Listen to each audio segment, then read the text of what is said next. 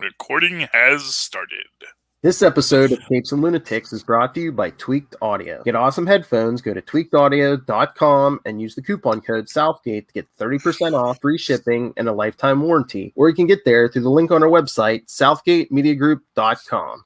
This is Luca Perich, and you're listening to the Capes and Lunatics podcast. Recording has started. Cue the laser blasts. Hey, cats and kittens, and welcome once again to Super Connectivity. I'm your host, Charlie, the Professor Esser. And with me, as always, is the blue-eyed bomber of the Burger Pits. Phil me and Perich. Hey, Philippe. So glad you could join us once again. Oh, shall we talk about the elephant in the room? The vision of Wanda. The WandaVision, the final episode. Or is it? It is. Although, here's what I'm going to say, man. When you do a making of WandaVision documentary as the next episode, in a show, within a show, within a show, it's like, is something weird going to happen? Let's get some more speculation going. That's the real 10th episode. That was the 10th episode, man. I'm telling you. There's going to be a big reveal in there. We're going to like, oh, what? No. Now it's all turned around. It's not a documentary anymore. Or you're filling that 1 week gap between WandaVision and Falcon. Yeah, that was the other one. That's the possibility.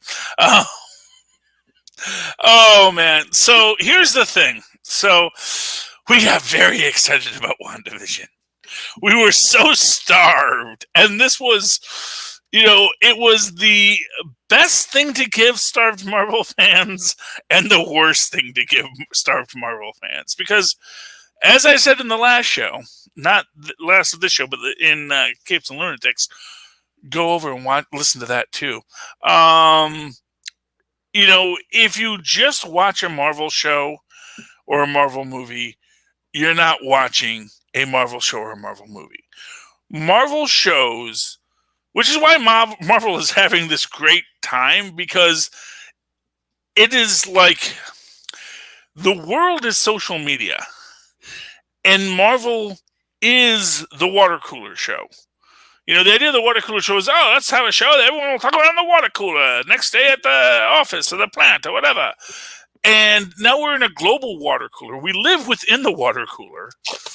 And Marvel just gives these things that says, maybe this is a thing to talk about. I don't know. And then everyone's like, it's all connected. And that happened in this thing. And this is that. And a lot of conversations happen. And that is the thrust. That is the thrust that is taking Marvel further and further. Because there's just this need in the social media community, especially during the lockdown, where all we have is our social media community anymore, where people are just, this is what we have to talk about. This is the thing. This is our shared cultural experience. And it's interesting, there was this idea not too long ago that, at some point we will no longer have shared cultural experiences because, we no longer have the three networks. But at the same time, I actually get the thinking, we actually are going to have shared cultural experiences. It's just that they're going to be better because it's going to be the cultural experiences we all choose. I mean, if you put out good content, people are going to find it. Exactly. Word of mouth, especially with social media. And if you build a community, which is what Marvel has always done. That is what, going all the way back to good old Stan the Man Lee. I know everyone hates him now, but he's dead, so it's okay to hate him, I guess, is the popular theory.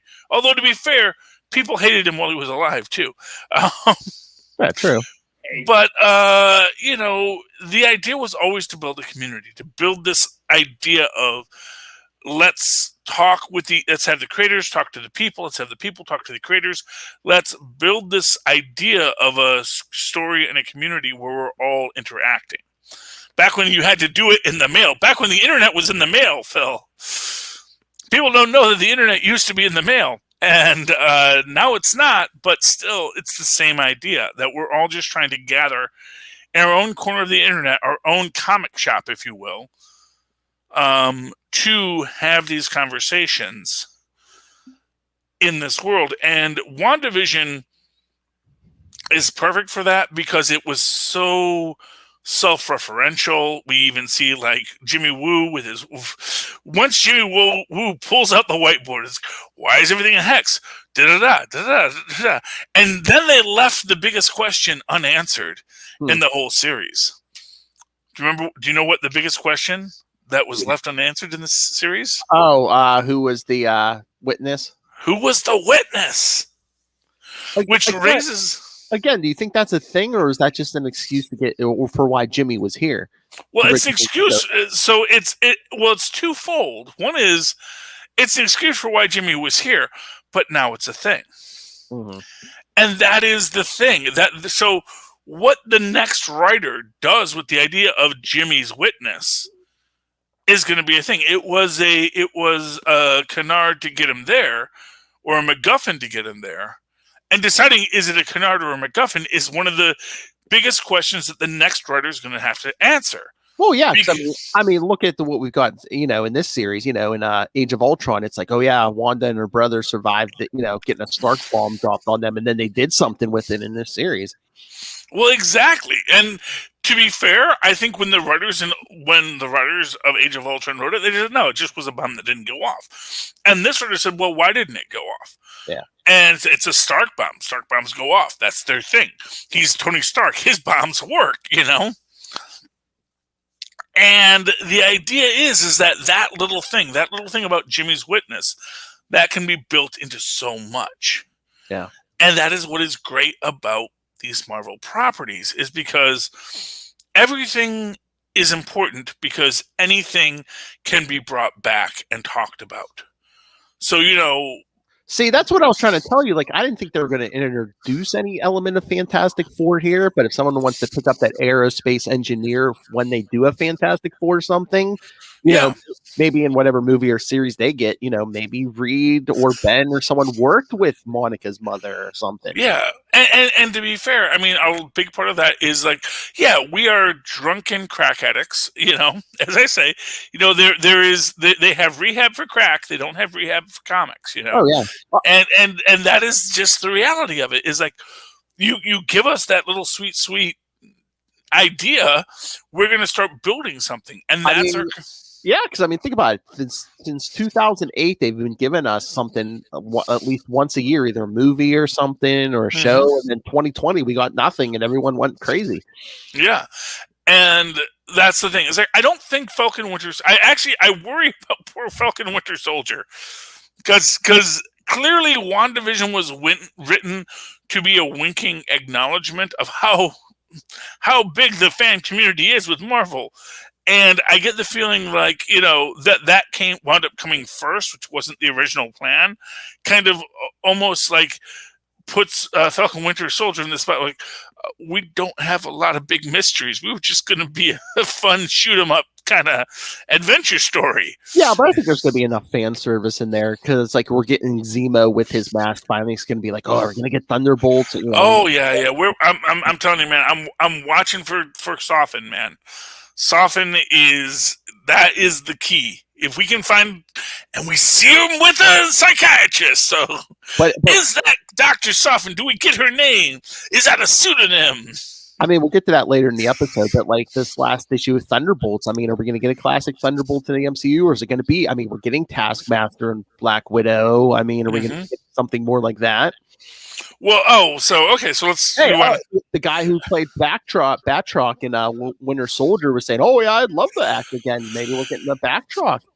So let's talk about Thunderbolts, New York City's new premier superhero team. The mayor's new superhero team, yes. Well, he is the mayor of New York City, you know. And I liked this. I like that they're doing something with Star, who is.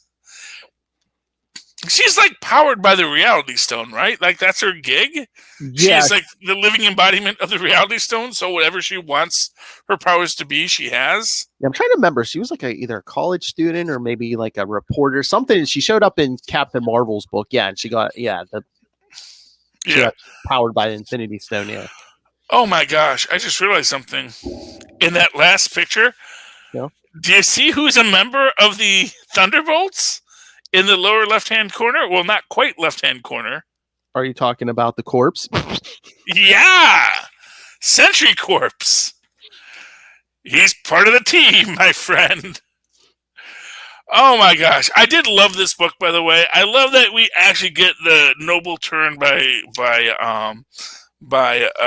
Taskmaster at the end. I also like the fact that that face we've been seeing the whole time, that was actually just a mask that he was also wearing. That's no mask, but actually that's your classic Mission Impossible mask. So that's what I was going to say. Are we going to say he's scarred, or are we just going to go with, yeah, we've never seen Taskmaster's real face. You're never going to see Taskmaster's No, we've seen Taskmaster's real face in his own book. So yeah, when we got the Secret Origin of Taskmaster, we did see his face, and it's not dramatically different from the face we saw. It's white guy face number 4. Maybe making him look a little more photo ready, give him some of those Ryan Reynolds cheekbones, maybe. Yeah, but no, I don't think there's any he has a secret deformity kind of thing. No, I think it's just he didn't want his real face shown to people, and because he was the leader of the group. Also, I love the idea of a team of essentially super criminals on the payroll that will go do adventuring for Wilson Fisk that is ostensibly heroes. It's sort of like when they did the Dark Avengers. It's like a reboot of the Dark Avengers where it's like, you know what, technically Norman Osborn needs us to actually do superheroic things from time to time because we are still officially the Avengers, Well, I mean that's always been the kind of the concept, because remember that original team that came out of Heroes Reborn, it's like, yeah, we're villains posing as heroes and we're going to try to take over the world eventually, but they did good in the meantime. They took down the Wrecking Crew, the Masters of Evil. I mean, they did superheroic stuff, in the meantime. Well, exactly. And that, I think, is the point, is that, they need to do these superheroic things, but they are essentially cops, which is, they do a lot of good, but, they are not always the best people in certain situations. Yeah, there's certain cops, and these are all, and arguably this is a squad of dirty cops who are going to do good because their job is to do good. But they're also very dirty. It's the Shield. I mean, look, you got a dirty mayor, so it's like, hey, exactly. You got a dirty mayor. You got dirty. It's Gotham, baby. All we need now is Commissioner Gordon and Nighthawk, which is maybe what Heroes Reborn is all about. Man, I am so excited for Heroes Reborn. I have not since Amalgam. And speaking of Thunderbolts, I thought I saw somewhere. I think I don't know if it's going to be a book, but Zemo's going to have a team in Heroes Reborn. I can't remember who's all on it, but yeah, I mean, Zemo is such an interesting character that they've tried to, since they made him the son of the Nazi instead of the Nazi, he gets to have a lot more breadth. He gets to be much more Dr. Doomy, but also less incompetent. Sliding time has really worked for him. Really, it's worked. Now, I think he's even the grandson of the original Zemo. Who knows? But the idea that Baron Zemo, he is just a dude now who he's definitely thinks he's better than everybody else, but he actually has a little bit more gravitas to back it up, and also he is better in the sense that he is not so obsessed with his ego that he can't acknowledge someone else could have a good idea. That's always the problem with Doom. Doom's problem isn't that he's super isn't that he is not a really top drawer guy. It's that he cannot conceive of the idea that there was an idea that someone else had before him. And that is Doom's problem. That is Doom's big thing. And as good Doom told him, what I really had to realize was, what? If I'm smart enough, maybe I should understand that other people can be smart too. And maybe sometimes a different perspective will be the sandwich left on the Petri dish that discovers penicillin, Yeah. It took an idiot to leave his sandwich on the Petri dish and come back next week and say, oh man, my sandwich is all moldy. Hey, wow, man, why is there no bacteria in this Petri dish? Huh. Wait a minute. Let me put two and two together. Yeah. That's the thing. It's like, that's why Doom, that freaking dropout, makes people call him Doctor, even though he's not a doctor. Oh, but it looks like, in Heroes Reborn, yes, Zemo's going to have the Siege Society, which is on the cover of #1. I see him, Sabretooth, Black Widow, the Silver Witch, I think they're calling her. I don't know if it's like an amalgam of Wanda and Quicksilver, and then it looks like there's a Hawkeye on the cover. No, well, that's interesting. I'm waiting to see what it is, and this has to be Mephisto's master plan. That's the thing. It has to be, because clearly Mephisto is why there is a Squadron Supreme. Now, these Squadron Supremes, these are actually LMDs, correct? Did they say that they were officially LMDs? I thought that Coulson said they were LMDs. Maybe, or weren't they LMDs? But they had the brains of like the original Squadron Supreme or Sinister in them or something. I don't know. I mean, downloading their brains or something. Well, I mean, I think all MDs have like some kind of brain download thing going. Yeah, that's the thing. Yeah. Although they also have all the same weaknesses and strengths, so it's weird. It's like they are the Squadron Supreme, but they're not the Squadron. Honestly, I think there's some Agents of S.H.I.E.L.D. Darkhold stuff going on here, which brings us back to WandaVision, where, okay, that was the Darkhold, which I'm fine with it being the Darkhold. The Darkhold does change how it looks. Clearly, it had the word Darkhold written on it in a weird script to say, see, English speakers, this is a TV audience that says Darkhold on it. You see how you can understand that? But when obviously Agnes has it, it's like, I don't know, I'm just a weird bunch of symbols that look a lot like the Man-Thing. Fight me, nerds. It's the Man-Thing is tied to the Darkhold. We never got an explanation of the Nexus commercial. There's no explanation in story. I mean, this is eventually leading to Doctor Strange Multiverse of Madness. So, I mean... Yeah, exactly. And that's the point, is that we'll get to it. We'll figure it out later. We'll fix it in post. Not 2022, but we'll get there. We'll get there. Well, we got time. Yeah. We got time and stories to tell, which makes me worry if Disney Plus is going to be the Netflix and Marvel Television of the Marvel Universe, that they're not ever going to be ever on the equal footing as the movies. But then again, maybe they will. Maybe they're actually going to be like, no, actually, movies don't exist anymore. And again, this was like their first time out, and between that pandemic, it's like, let's see what we do. And I think they see what kind of reception they got, because again, for the second time, they said the WandaVision finale almost crashed Disney Plus again. So they're like, "Oh yeah, it's rough, man." Especially when you got guys like me that say, "Oh, I'm awake. Let's turn it on." Oh yeah, I wasn't there at 3 a.m. or 4 a.m, but at 5 I was there. Yeah, because they do it so like midnight on the West Coast. Because if you listen to Kevin Smith on his podcast, he's like, "Oh yeah, every Thursday at midnight, he's like, I'm on there. I'm the one." Well, of course he is. I don't know how he stays up that late. But, well, no, that doesn't help you stay up. That's the thing. That's what I'm saying. It's like, that man is like, no, I can't. Tonight I can't. Tonight I have to be primed. I have to be ready. Get me some taurine and a couple of Monster Zeros, because he takes care of himself now. Just like I will someday do. But I mean, they're loading these Disney Plus series up, because Falcon and Winter Soldier's coming, then Loki's in June. Yeah. What if they're saying mid 2021, but they haven't given like a specific date yet? You know what? Here's my big thing, and I know they're never going to do it.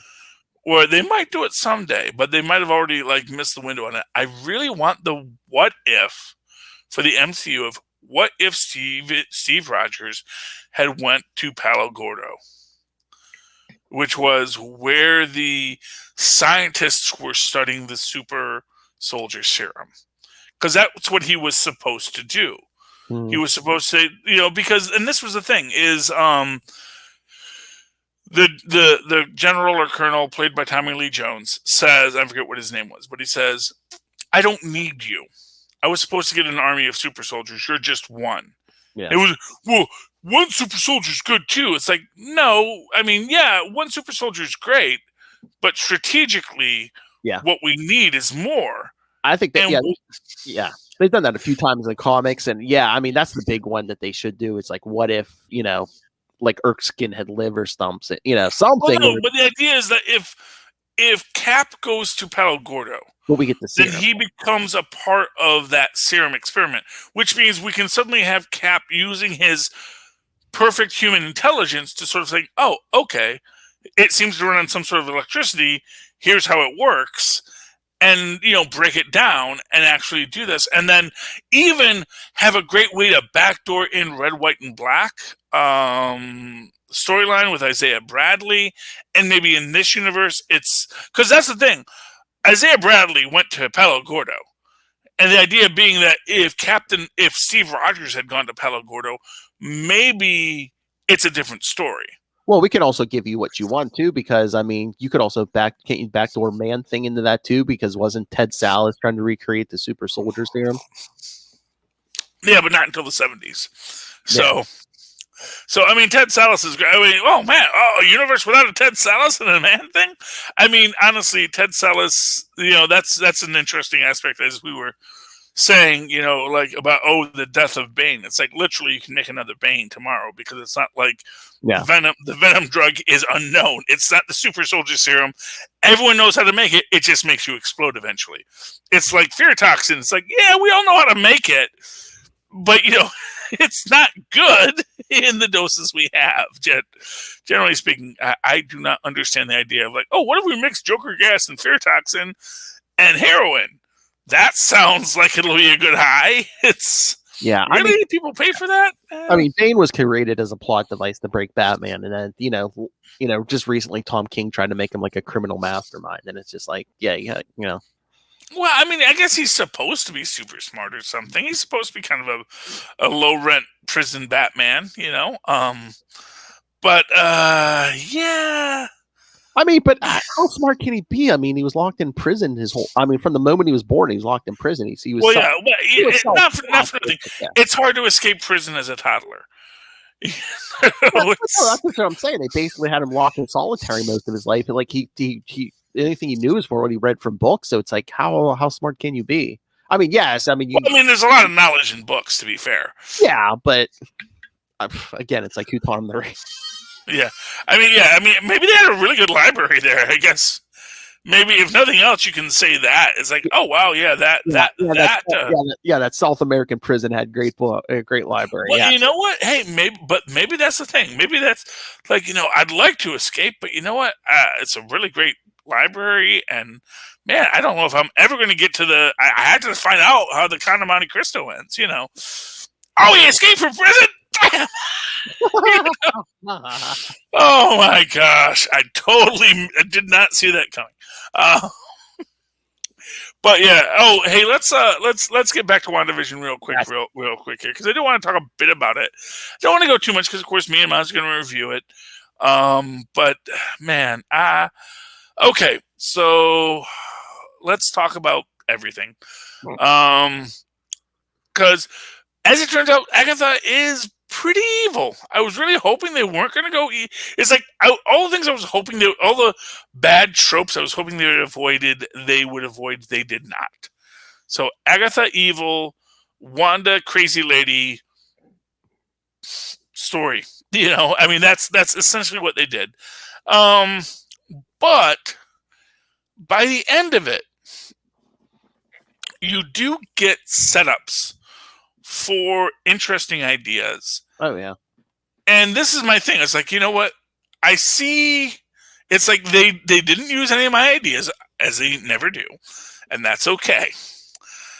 They used ideas that a lot of people had said before that other people didn't like. And I'm like, okay, because okay. Okay. So here's the thing about let's talk Darkhold first. First and foremost, let's talk Darkhold. No, it does not look like the Darkhold from apparently Runaways and Agents of S.H.I.E.L.D. Then again, the first question you should ask in this storyline is, how did Agatha get the Darkhold? Because it was never really in Shield's custody because that's not canon. No, you don't. You don't read Marvel comics. You don't understand how Marvel comics work. You don't understand what Marvel means. Go away. You're a fake nerd. Well, because I mean, if it's a giant mystical artifact, plus we did get the drop of Nexus of all realities. I mean, can this book be in more than one place at a time? That's it. Well, of course, it's in more than one place at a time. The book itself is its own Nexus. That's the thing.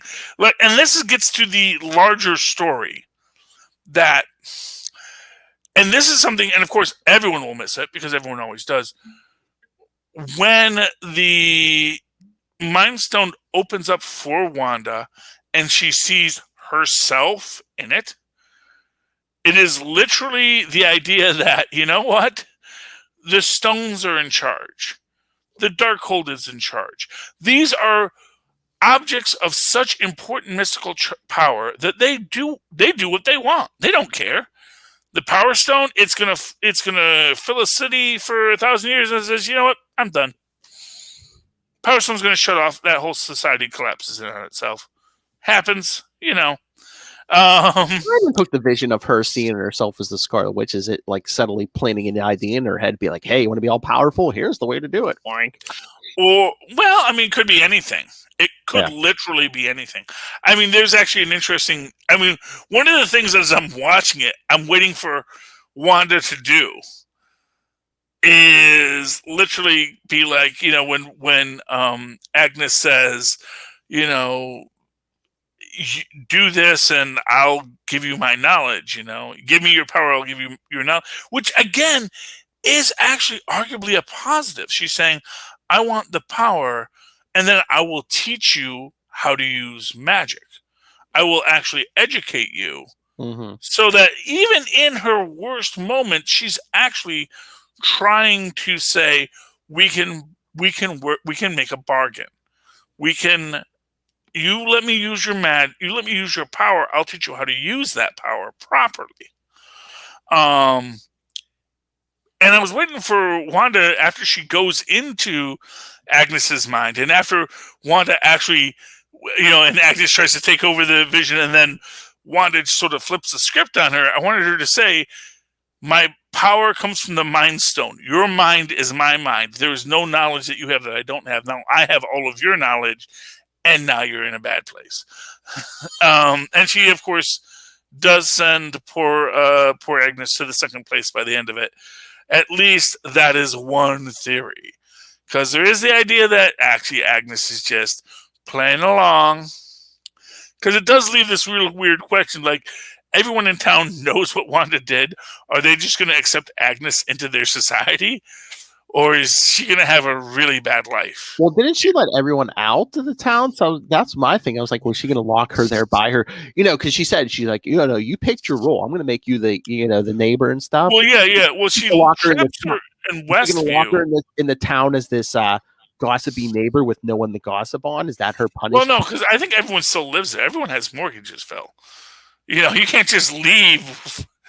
I don't know if you understand this, Phil, but you can't just leave your entire life just because a witch came and reconstructed your society for a couple of years or a couple of weeks, you know? Well, when she takes control of your mind and everything, are these people even going to be comfortable living? I mean, I understand the money aspect, but it's like, you know, we could have died. Maybe we should, you know. Well, but move where, Phil? To New York City, where the rent is higher and the aliens come more? I mean, 5 miles down the road. Come on. Well, yeah, they could move to Eastview, but you know they got that Eastern View that's much more expensive in New Jersey. You know, Westview is kind of a rundown town for a reason. I guess the borders are open now because you know, everyone is there. Yeah. Well, actually, I'm sure everyone there is being debriefed, and everyone is being. Although apparently Darcy can just leave. Is that a bigger story that Darcy can leave? Well, I mean, it's a story that Darcy is. I have no reason to stay, and you know, you can't keep me here legally. You know, It's like all the people that live in Westview actually have a house, actually have stuff. Yeah, actually have kids. You know, it just hit me, especially after the first end credit scene. What if that was Darcy? No, that was Darcy. I mean, I see no reason to assume Skrulls when we don't have Skrulls. I mean, what if we're doing that? At least one supporting cast member from all the franchises were a Skrull in secret. What if Darcy was a Skrull? What if somebody in Tony Stark's entourage was a Skrull? Again, I'm not sold on the Skrulls as the bad guy story yet. I'm not saying they're bad guys, but what if they're just, I don't know. Well, clearly, so here's what I can say is clearly the Skrulls have infiltrated a lot of things, probably on Fury's orders. Maybe, yeah. And there's even this weird argument that suggests that Fury has been, because Fury has known about Skrulls for a long time, that there have always been Skrulls. 90s, yeah. Yeah, and maybe even the argument that we've never met Nick Fury until Far From Home.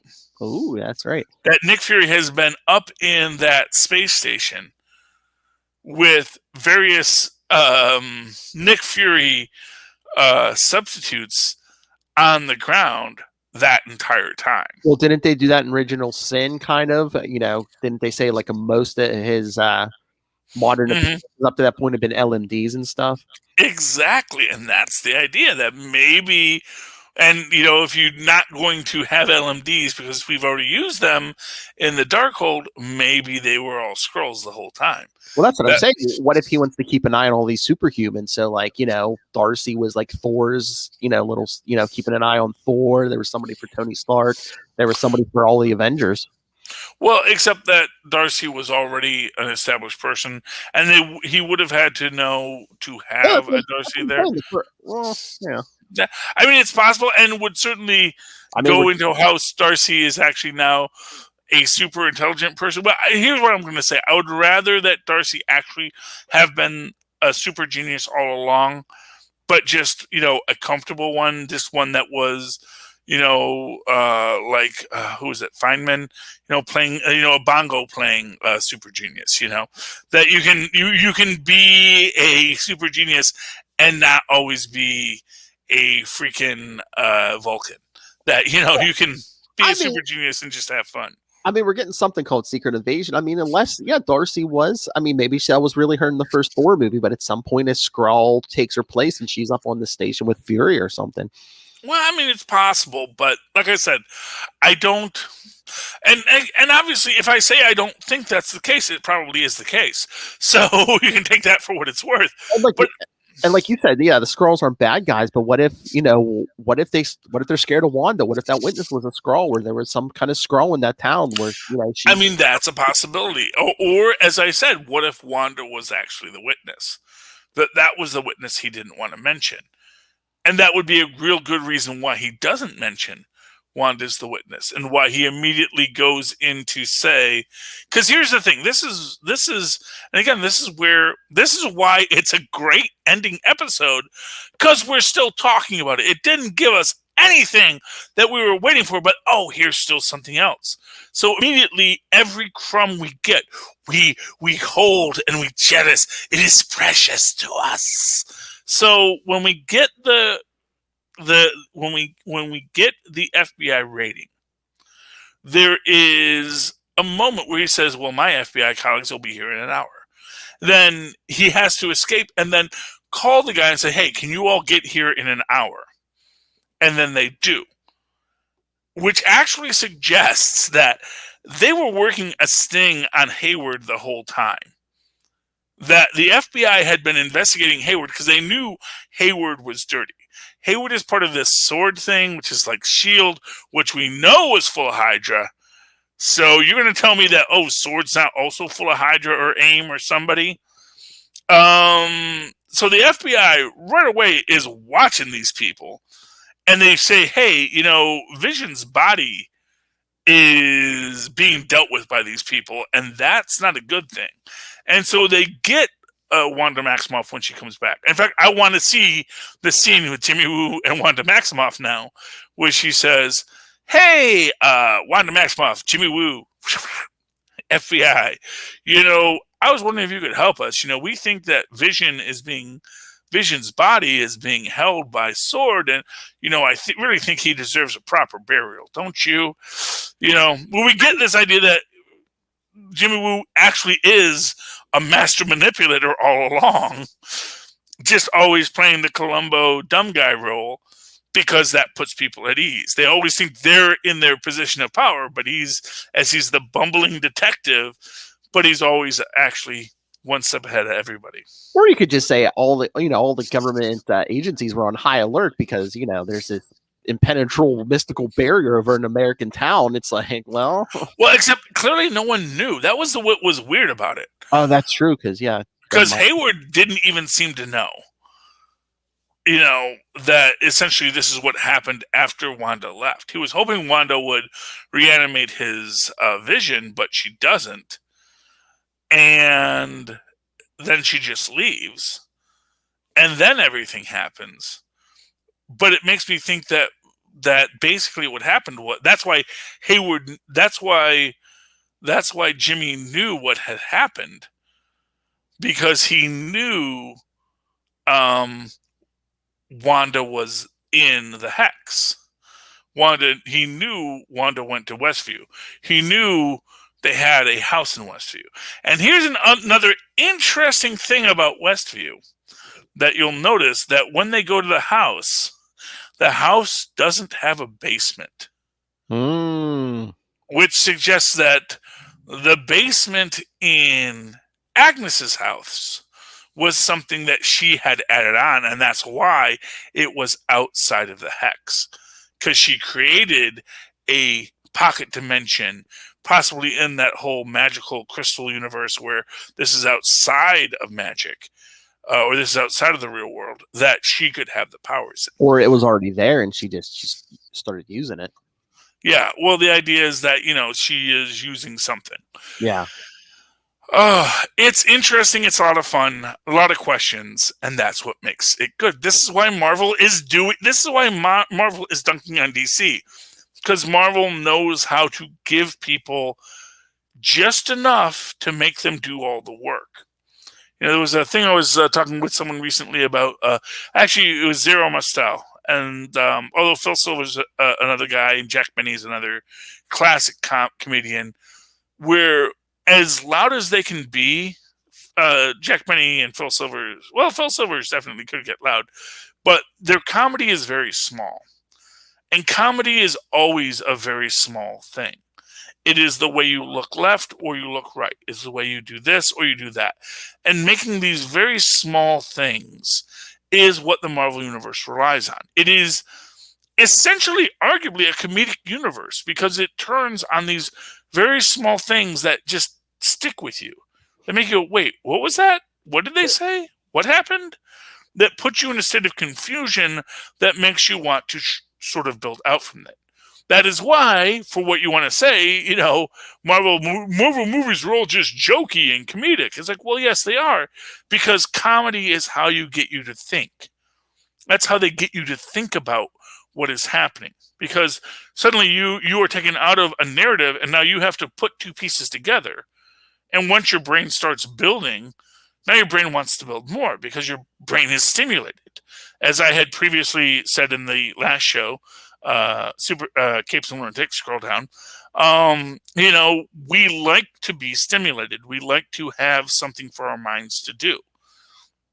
That, well, we're prisoners here. What makes prison enjoyable is having your mind stimulated, which is why they had such a great library in Bane's prison, so that he could read all these books and then not really want to escape, because he just wanted to be stimulated. Because they gave him food, and they gave him water, and they gave him books, and that's all you need in life. All right, Philip, do you want to talk some more comics? Oh, yeah, but before we go, I didn't even get that on WandaVision, that second end credit scene. I didn't fully realize that until someone said something. I mean, they called it out that she was stronger than the Sorcerer Supreme, but she's astral projecting without her, Doctor Strange astral projects. His body goes limp, he basically passes out. Wanda's awake and drinking tea or whatever. Yeah, well, she's the freaking... Yeah, she's the freaking Scarlet Witch. Yeah. There's a chapter about her in the Darkhold, Philip, if you didn't know. Yeah. So yeah. So yes, they're building her up to be the strongest character in the MCU. Well, I mean, arguably, she's an Omega level. I mean, that's the thing. Oh, yeah. Although, as I've said, Marvel is lousy with Omega level people. You know, you have Nathan Summers, you have Franklin Richards, you have Billy Kaplan, you have the Scarlet Witch. You know, Scarlet Witch is just older. You have freaking Owen Reese. You know, the first Omega level person who was like, yeah, I could completely rewrite the universe if I wanted. We have Korvac, who is like, you know, third drawer Omega level, quite frankly.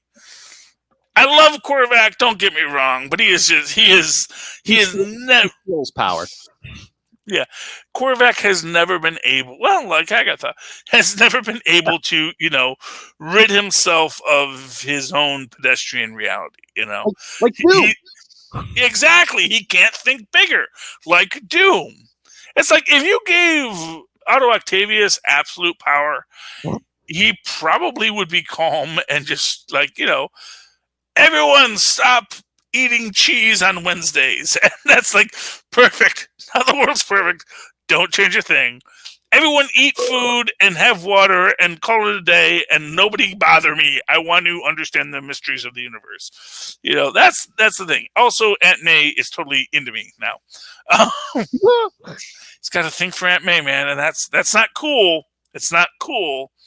But you know, and of course that's what caused Felicia to reject the ultimate power. Is she said, "Nah, you're doing crazy stuff. I don't like that." But what were we talking about now? So Wanda in that second credit scene, the end credit scene is she is basically studying the Darkhold, the book that arguably drives you mad the second you look at it. So that's good. But that is where, like, to me, that is where the Darkhold wanted to be, and that's really my point on this, is that the stones, the Darkhold, all these items of power are well aware of what they can and can't do. They are all well aware of what they want to do, and then they do it. You know, they say, "Okay, yeah, I'm just going to go to this person. I'm going to manipulate them to do this thing." You know, that's why freaking Thanos gives Loki the freaking Mind Stone. Because the stones don't care about Thanos. He is a petty, transient little hobo in their universe. You know, it's like, I want to kill people. Like, I want to kill half the universe. That's it. Whatever, dude. That doesn't take much imagination. Yeah, exactly. No imagination. Unlike, I'm going to give this a shout out right now. Let's talk about Avengers: Earth's Mightiest Heroes. Oh, 43. Yep. So here's my theory. Gaia and Phoenix were the same person the whole time. Gaia is life. Phoenix is rebirth. Gaia is death. That Gaia, Phoenix, death, life. We're all the same lady. We're all just the whole thing. We are the mother, maiden, crone of the cosmos. And we were all a part of Gaia. So essentially the idea is that Phoenix was a part of Gaia. That life and death and rebirth were always a part of Gaia. That is who Odin kind of did the happy dance with. I was going to say, well, no, good idea, but you're going too deep. Phoenix possessed Gaia, and while Odin thought he was procreating with Gaia, no, Phoenix was in there. Well, I mean, it's a possibility. I am not going to sit here and say, I'm not going to short sell Gaia. Gaia is like the force of life throughout the universe. Well, yeah, I mean, I saw, and they've established that. So I saw so many people online going, Jason Aaron, really? The Phoenix, really? Thor's mother, really? Yeah, well, and the thing is, they had essentially what it does is it explains why the Phoenix has an affinity for Earth. Mm-hmm. Because the Earth is Gaia, and the humans are Gaia's creation. And so, of course, the Phoenix is essentially, and if you think about the Mother, Maiden, Crone concept within the pagan identification idea. Within mythology, you have the idea of the maiden, the mother, and the crone. It's the idea of life in its 3 stages. When you are young and vibrant, when you establish a point to create new life, and then when you are wizened and powerful, which is why, of course, death is the most powerful of all, because they are the crone in that argument, all of which are also hot chicks that Thanos is into. I don't know if he's into any of the other. He's into death, but she's like, okay, I also date Deadpool, so we have our fun. We have our fun. It's what happens when you personify entities. But so in my mind, the idea of there being a triple force within the character of Gaia, because she says she was buried in. She essentially says in this that she was buried within it, that she was hidden and buried, that she buried her. The idea that, Gaia as a force, has the Phoenix within her. And that was what was attractive to Odin. But yeah, also the idea that, obviously some redheaded humanoid chick gained the Phoenix power, because it seems to be that first host was a human from Earth. It kind of, to me, that seems to be where they're going with it. Thor does not like that idea, but the idea that, it's different for gods. Yes, Thor has 3 mothers, and it would be really great if they actually have, at the end of it, just Lady Death show up and say, actually, I'm your mom too. We're all your mom. Thor has 3 mommies. No. I think that is the best story ever. And that's what makes him the ultimate Sky Father, because he is the child of the Sky Father, of life and death and living. Because that is really what it is. It is the spark of life, the life of life, and the end of life. And that circle of life is encompassed in that Phoenix, Gaia, death triumvirate. And then the Sky Father being, I'm here too. I mean, as dads do. I mean, that's interesting, because you can even write it where Odin's like, yeah, why do you think I was so hard on you for years? Why do you think I was trying to teach you humility? You know how many different backgrounds you have in you? Yeah, well, you are the child of an elder force in the universe, even more elder than me. Exactly. Because Odin is arguably just one of the Sky Father aspects. Yeah. There is arguably, eternity is the Sky Father aspect writ large, and Odin is one presentation of the idea of eternity, in the same way that Zeus is, in the same way that any of the other entities we've met in the Marvel Universe or other universes are, so that's that. So that was cool. I liked it. Any books that really jumped out at you this week, Phil? The only other Marvel book I was going to mention, you said you read Captain America King in Black, right? Yes, I did. I did read Captain America King in Black. Fun book. Well, not fun, actually sad and hard and difficult, and a book that makes you do a lot of work, which is what makes it good.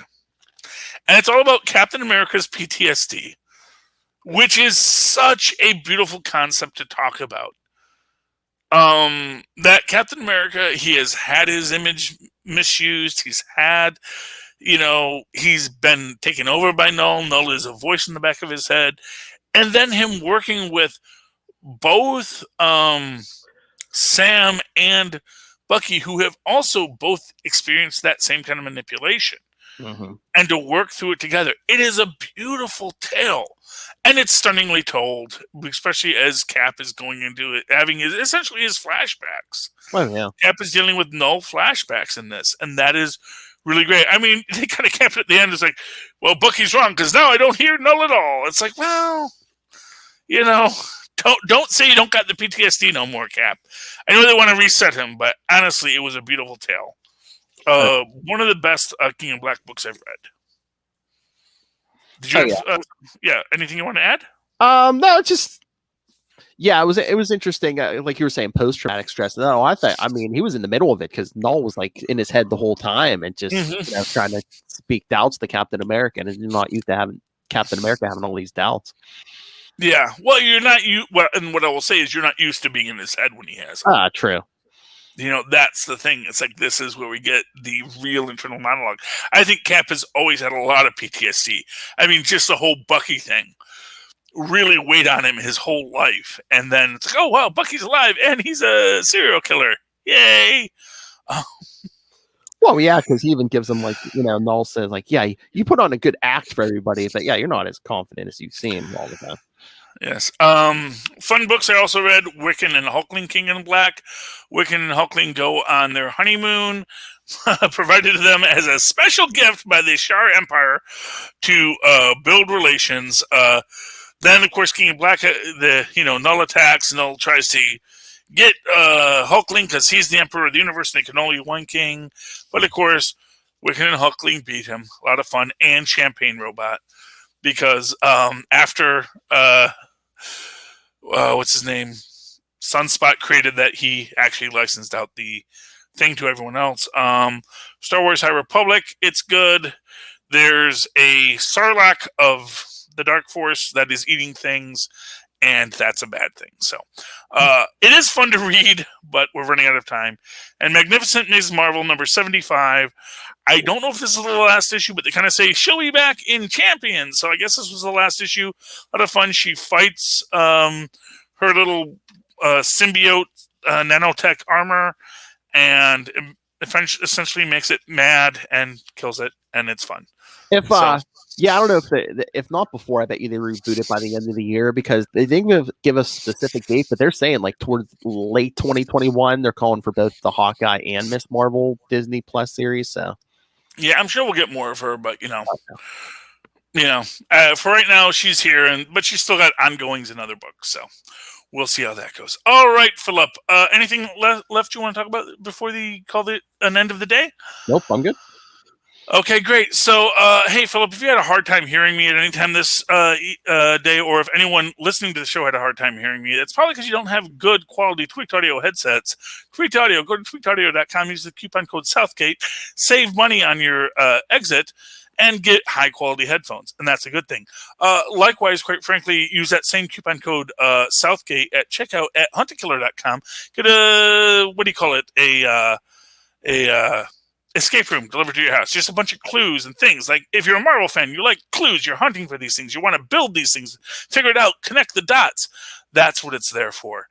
And if none of that interests you, go to our show notes, go to Amazon.com, buy anything you want, and while you're there, check out Pod Life, the book written by Southgate Media Group crew for you, our friends in the Southgate community. And if anyone does that, or if they don't do it and just want to talk to you about something else, how can they find you, Philip? You can always get a hold of any of us at capesandlunatics@gmail.com or call the voicemail 614-382-2737. That's 614-38-CAPES. And literally, I'd link to everything we do, social media and everything, is at Linktree, linktr.ee/capesandlunatics. And, of course, you can always write to me in that old-fashioned email where there are miles impossible instead at superconnectivityblog@gmail.com.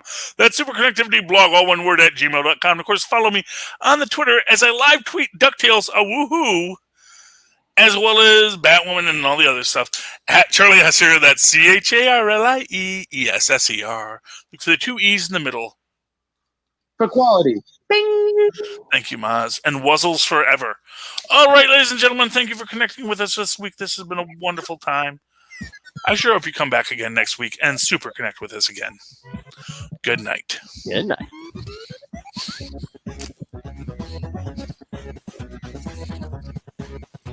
I can't wait to hear what Maz has to think about the end of WandaVision, man. His mind's going to be blown.